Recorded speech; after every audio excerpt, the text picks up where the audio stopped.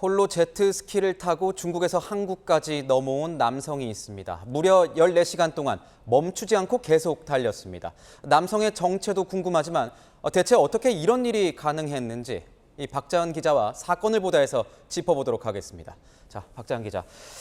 저는 이 보도를 보고도 믿기지가 않았는데 이게 어떻게 가능했던 일입니까? 네, 제트스키 밀입국은 참 이례적인 일입니다. 이 30대 남성이 몰고 온 제트스키가 포착된 건 지난 16일 밤 9시 20분쯤 인천항 근처에서였습니다. 이 남성은 중국 산둥반도에서 인천까지 350km를 무려 14시간 동안 쉬지 않고 달린 건데요. 우리나라에 도착은 했지만 제트스키가 인천항 주변 갯벌에 좌초되면서 119에 구조 요청을 했고 이후 해경에 긴급 체포됐습니다. 남성이 갯벌에 좌초하지 않았다면 인천항 출입국 사무소로 곧장 가려 했던 것으로 알려졌는데요. 119에 구조 요청을 할 때도 한국 비자와 여권이 있다, 입국 신고를 하고 싶다고 밝혔습니다.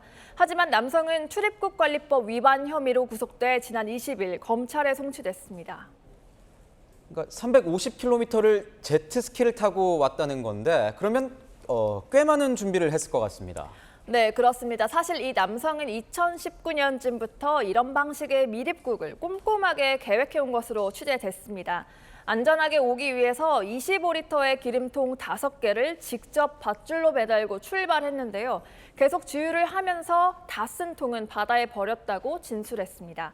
그리고 방수가 되는 노란색 가방 안에는 샌드위치 4개와 나침반, 망원경, 여권 등이 있었습니다. 제일 중요한 조건은 날씨였는데 고려한 날짜들 중에 가장 맑은 날을 택했다고 합니다. 혹시나 잘못될 경우를 대비해선 지인들에게 유언 비슷한 말도 남긴 걸로 알려졌습니다. 이 남성이 갯벌에 좌초됐을 때 구조 요청을 보낸 건 119 말고 한 명이 더 있었는데요. 평소 SNS를 통해 알고 지내던 한국 청년이었습니다. 이 청년에게는 몇 년 전부터 한국에 가게 되면 도와달라는 요청을 해왔다고 합니다. 그날 이제 한 10시경에 전화를 받긴 했는데 좀 정신없기도 하고 어떻게 처리해야 될지 너무 당황한 상태여가지고 저한테 전화 왔을 때는 좀 긴 말은 못하고 그 전화가 바로 끊겼어요. 그러니까 밀입국은 엄연한 불법인데 이 중국인 남성은 무엇 때문에 이렇게 위험한 일을 감행했는지 그것도 좀 궁금합니다.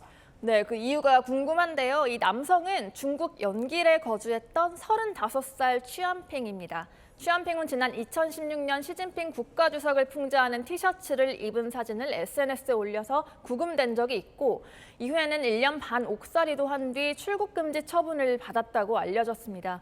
현재는 망명을 원하고 있다고 합니다. 출소 이후에도 감시를 받고 좀 정치적 탄압을 받고 있구나라는 생각을 하게 됐고 당사자가 제3국으로의 난민이나 망명도 고민하고 있는 단계이기 때문에 여기에 나오는 제3국은 미국이라고 이대선 씨가 설명했습니다.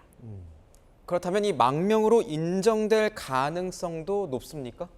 네, 이 이대선 씨가 닷새 전에 취한핑 씨를 구치소에서 면회하고 왔는데요. 지금은 변호사를 선임해서 난민 신청 절차를 준비하고 있다고 설명했습니다. 이 OECD 국가 중에 난민 인정 비율이 최하위권인 우리나라에서 망명 신청이 받아들여질 수 있을지 관심이 쏠리고 있습니다. 그에 앞서 진행 중인 수사도 마무리돼야 될 것 같습니다. 지금까지 사건을 보도했습니다.